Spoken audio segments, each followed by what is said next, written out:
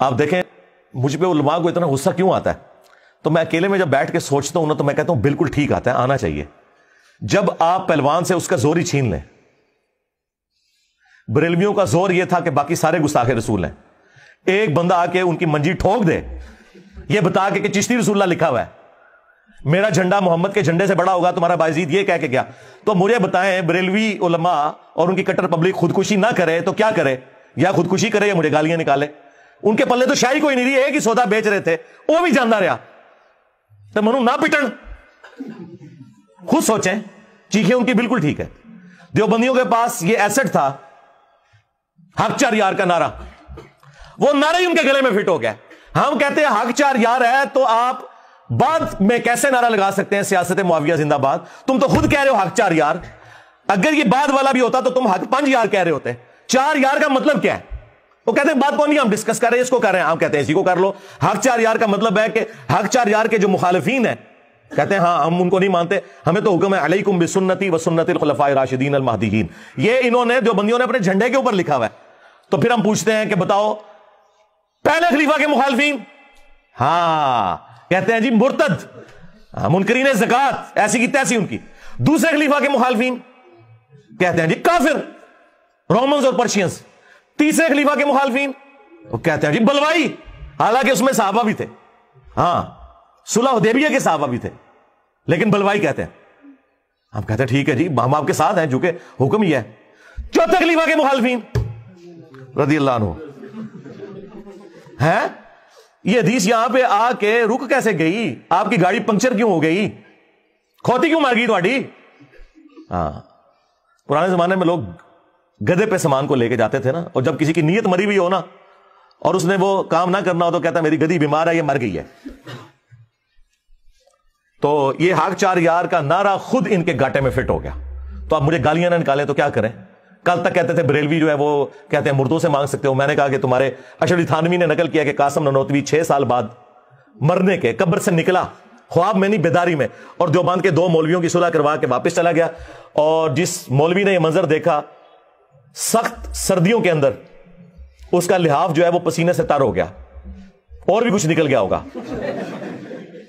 اور وہ کہتا ہے ابھی ابھی مولانا قاسم آئے تھے، ہائے ہائے ہائے ہائے صدقے جاواں. اب اس کے بعد دیوبندی مجھے گالیاں نہ نکالیں تو اور کیا کریں؟ جس بات پہ انہوں نے بریلویوں سے اپنی آئیڈینٹی علیحدہ کی تھی وہی میں نے ان کے گاٹے میں فٹ کر دی. اہل حدیث کا تورا امتیاز تھا کہ جی ہمارا ہر مسئلہ بخاری مسلم میں لکھا ہوا ہے. دیکھ لیں نماز کا طریقہ بخاری مسلم میں. انہیں کیا پتا تھا کہ 2812 نکل آئے گی. تقتلہ الفئۃ الباغیہ یدعوہم الی اللہ ویدعونہ الی النار. افسوس اے عمار تجھے ایک باغی جماعت قتل کرے گی، تو انہیں اللہ اور جنت کی طرف بلائے گا، وہ جماعت جہنم کی طرف بلائے گی. تو ان کو نہیں پتا تھا کہ ان کے ساتھ یہ کچھ ہونے والا ہے. تو اس کے بعد وہ کیوں نہ چیخیں اور یہ کیوں نہ کہیں کہ انجینئر سے تو بریلوی بہتر ہے، ہاں، اور بریلوی کیوں نہ کہیں کہ انجینئر سے تو وہابی اہل حدیث بہتر ہے، کیوں نہ کہیں وہ؟ اس کے سوا چارہ نہیں. ان کے بڑے بھی یہی کچھ کرتے تھے. ان کے بڑے وہ تھے جو ہمارے بڑوں کے مخالفین تھے. یعنی وہ سورہ نساء میں آیا کہ یہودی کہتے ہیں کہ مسلمانوں سے تو مشرکین عرب بہتر ہیں. اتنی دشمنی پہ اترا ہے کہ مسلمان حضرت موسیٰ کو پیغمبر مان رہے ہیں، مسلمان حضرت موسیٰ علیہ السلام کا احترام کر رہے ہیں جس طرح اپنے پیغمبر کا کر رہے ہیں، اور مشرکین عرب تو جانتے بھی نہیں حضرت موسیٰ علیہ السلام کو. وہ تو کسی آسمانی مذہب سے متاثر نہیں تھے، لیکن دشمنی اس لیول کی کہ انہوں نے کہا نہیں یہ ان سے بدتر ہے مسلمان جو ہے وہ مشرکین عرب سے. استغفر اللہ. اس لیے میں کہتا ہوں اگر آپ ریشو پروپورشن بنائیں نا تو ہر فرقہ جس چیز کو بڑی گمراہی سمجھتا ہے نا وہ گمراہی ان کے ریفرنس سے میرے ہاں نہیں پائی جاتی ہوگی. تو پھر ہونا چاہیے کہ پہلے آپس میں ایک دوسرے کو سیٹل کریں، اینڈ پہ میرا نمبر رکھیں.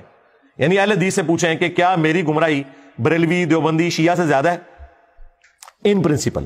تو کون کہہ سکتا ہے؟ کبھی نہیں کہہ سکتے. تو پھر پہلے ان کے تو حق میں تم ویڈیوز چڑھا رہے ہو. بریلویوں سے پوچھیں کہ کیا انجینئر صاحب کی گمراہی اہل حدیث سے بھی زیادہ ہے؟ کیسے کہہ سکتے ہیں؟ اہل حدیث تو اعلیٰ حضرت کو کالا حضرت کہتے ہیں، ہاں. اور اہل حدیثوں کا ابا جو ہے احسان اللہ ظہیر وہ کیا کیا جھوٹ منسوخ کر گیا ہے البریلویہ کتاب میں اعلیٰ حضرت کے بارے میں، اور میں نے دفاع کیا. تو کس نہ کہہ دیں گے کہ انجینئر جو ہے وہ اپنی گمراہی میں وہابیوں سے بھی بڑھ گیا. ایک طرف جو ہے وہ شخص ہے جو اعلیٰ حضرت کا دفاع کر رہا ہے اس مسئلے میں، تو کیسے کہہ سکتے ہیں؟ دیوبندی کس طرح کہہ سکتے ہیں کہ انجینئر جو ہے وہ اپنی گمراہی میں بریلویوں سے بھی آگے بڑھ گیا اور اہل حدیث سے بھی بڑھ گیا؟ کبھی نہیں کہہ سکتے. 3 طلاق کے مسئلے میں مجھے کوٹ کر رہے ہوتے ہیں کہ انجینئر صاحب بھی کہتے ہیں ایک مجلس 3 طلاق 3 ہے، جو ان کے لیے بہت سینسٹیو ٹاپک ہے. تو مجھے کہہ سکتے ہیں کہ میں اہل حدیث سے گیا گزروں؟ نیور. حیات النبی کے عقیدے کے اوپر اور کئی مسائل کے اندر کبھی نہیں کہہ سکتے. کوئی شیعہ کہہ سکتا ہے کہ میں جو ہوں وہ یعنی نعوذ باللہ بقول ان کے ناسبیت میں جو ہے وہ اہل حدیث اور دیوبند اور بریلویوں سے آگے بڑھا ہوں؟ نعوذ باللہ. کس طرح کہہ سکتے ہیں؟ 2 فرقے ایسے ہیں کہ جن کی سب کانٹیننٹ میں ایک رتی برابر بھی عزت نہیں تھی.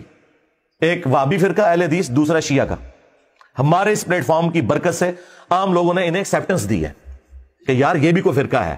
آج رفع الیدین ہوتا ہے نا تو لوگ تو پہلے گالی گلوچ کرتے تھے، اب ان کو ایکسیپٹنس آ گئی ہے کہ نہیں یار. اور پڑھے لکھے طبقے میں بھی جو نفرت کرتا تھا بغیر تحقیق کے بھی اہل حدیث سے نفرت کرتا تھا، کیونکہ وہ میری ویڈیوز دیکھتا ہے اور انہیں پتا ہے کہ یار یہ کام نہیں کرنا ہم نے.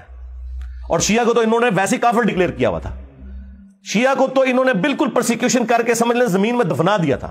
لیکن ہماری ویڈیوز کی برکت سے لوگوں کو پتا چلا ہے کہ یار شیعہ کی ہر بات غلط نہیں ہے. وہ انہوں نے غلوف ضرور کیا ہوا ہے لیکن جو بنیادیں ہیں وہ اہل سنت کی کتابوں میں موجود ہیں. بعد میں شیطان نے انہیں ہائی جیک کر کے تو رافضیت کے راستے کے اوپر چلا دیا. تو ایکسیپٹنس تو ملی ہے نا. اب یہ نہیں ہو سکتا کہ 100% جو ہے وہ ہمارے اسٹوڈنٹ جو ہیں وہ بریلوی دیوبندی اہل حدیث اور شیعہ کو جو ہے وہ انڈورس کرنا شروع کر دیں کہ تمہارے سارے نظریات درست ہیں. یہ تو وہی یہود و نصارہ والا کام ہے جو قرآن میں اللہ تعالیٰ نے فرمایا کہ یہ کبھی بھی تم سے خوش نہیں ہوں گے یہود و نصارہ جب تک کہ مکمل طور پہ تم ان کی ملت پہ نہ آ جاؤ. تو ہم مکمل طور پہ تو ان کی ملت پہ نہیں آ سکتے. ہم تو ملت ابراہیمی کے اوپر ہیں. ہم تو اپنا روحانی باپ اسے سمجھتے ہیں جس کی قبر مدینے میں ہے. النبی اولی بالمؤمنین من انفسہم وازواجہ امہاتہم. نبی مومنین کی جانوں سے بڑھ کر ان پر حق رکھتے ہیں اور نبی کی بیویاں امت کی مائیں ہیں صلی اللہ علیہ وآلہ وسلم.